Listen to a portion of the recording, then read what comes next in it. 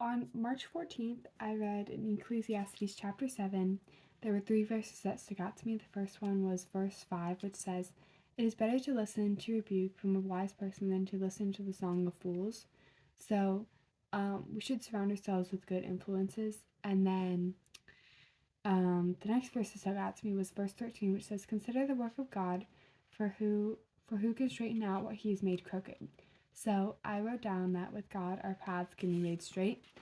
And then the next and last verse is second half of verse 26, which says, "The one who pleases God will escape her, but the sinner will be captured by her."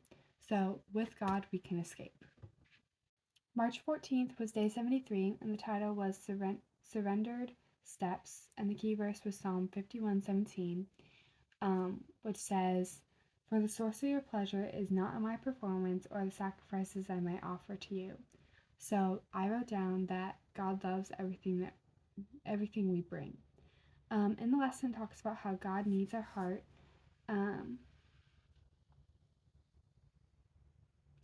And so that what stuck out to me is that that's basically our surrender. And then the last thing talks about how we should have a desire to be aware and what He needs us as chosen vessels here to make manifest His glory. So we should have a desire to be with Him.